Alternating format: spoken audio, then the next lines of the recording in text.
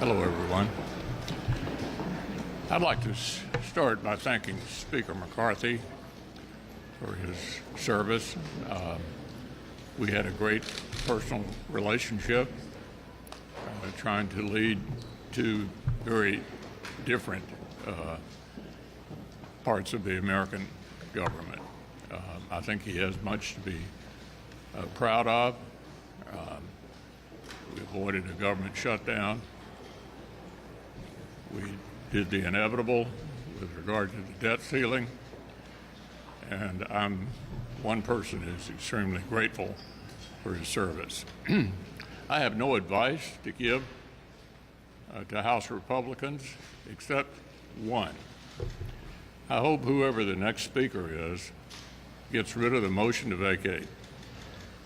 I think it makes the speaker's job impossible, and the American people expect us to have a functioning government.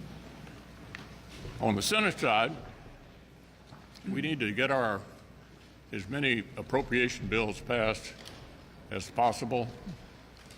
The majority leader has indicated that's what he would like to do as well, and he'll have plenty of cooperation from us in trying to achieve as close to a regular appropriations process as we possibly can.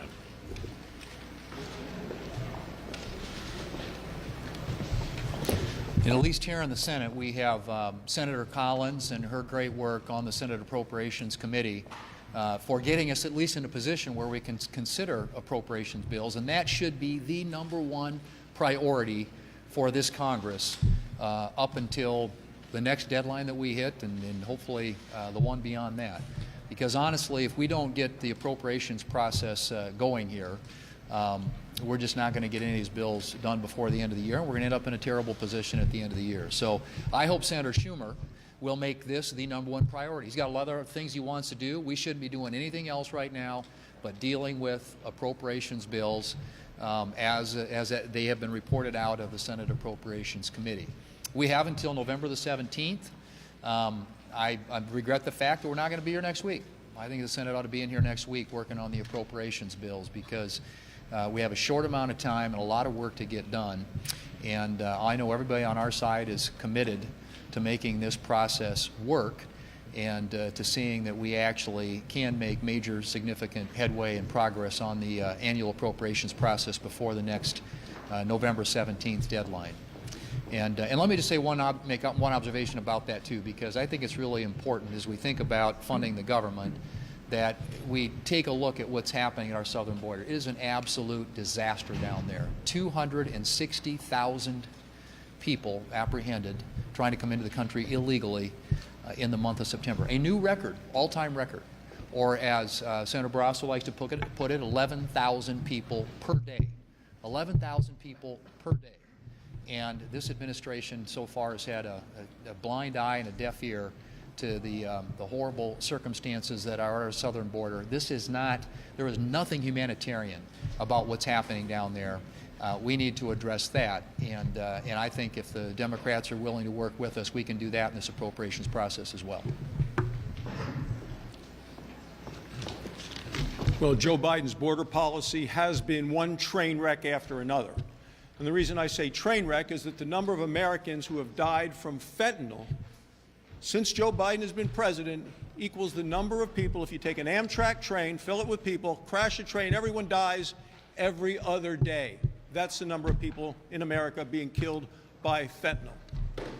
And I also use the train analogy because Joe Biden should be familiar with the number on that train, because he took the train back and forth to Delaware when he was a senator for 36 years.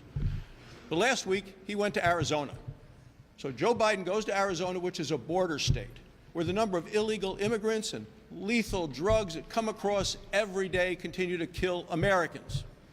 He didn't go to stem the flow of lethal drugs. No. He went to increase the flow of campaign dollars into his campaign accounts. But he didn't go to the border. He was so close to the border, he was closer than his regular daily train ride home to Delaware. But he didn't go. He has so little respect for the Border Patrol or the citizens of this country or the communities in which they live by the border ignored them completely. It is disgusting. Republicans have solutions. It's the Secure the Border Act. 30 of us have co-sponsored it. It secures the border from illegal immigrants and deadly drugs. Now, you know, when a train crashes, they often say that the engineer was asleep at the switch. Well, sleepy Joe Biden, he's been asleep at the switch, and people all across America are dying by the trainloads.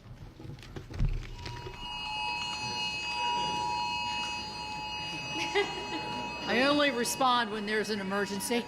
Is everybody? That's going to go off when we elect a speaker. National wireless emergency. That's going to be going for a while. Hitting us differently. I'm sorry. It's not hitting my watch. Is it hitting anybody else's watch? It's just a matter of time. Yeah, I mean, this one went off first, and yeah, this will probably go on for another. All right, leader, are we all right? When does it stop? That's what they're asking over there. When does it stop? On that note, I would like to say I served many years with Kevin McCarthy before he became Speaker, and he is a very good friend of mine and a wonderful public servant. It's a tough time for him, tough time for them. And for those of us who know him well, we have such great respect.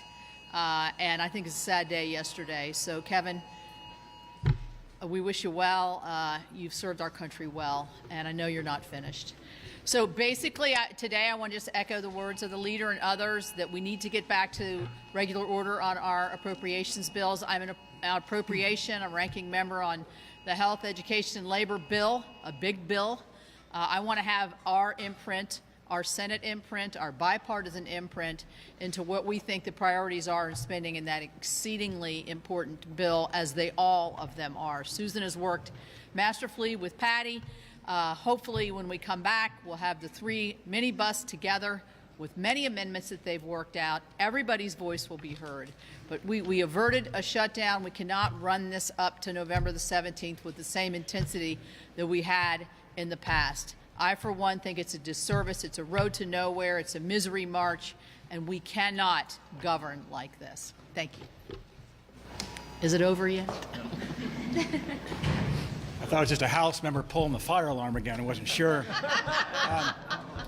So we've talked a lot about the border crisis. If there should be a fire alarm pulled right now, it's the alarm that we are seeing on the southern border with some 11,000 illegal crossings happening every day in this country. Make no mistake, the crisis that we are witnessing is a direct result. There's cause and effect because of Joe Biden's failed open border policies. Look at any illegal apprehension chart. You'll see it would have hit a low number right as Biden took office and how it's skyrocketed since then. He ended construction on the wall. He ended the Remain in Mexico policy. He ended Title 42. This is cause and effect. The good news is this is a solvable problem.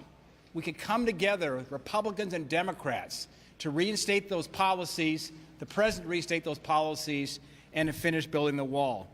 Sadly, all of our communities now in this country are paying some price, some paying a big price for that, whether you're a northern border state like Montana or a southern border state or in between. It's insanity. Veterans in New York were forced out of a nursing home to make space for illegal immigrants.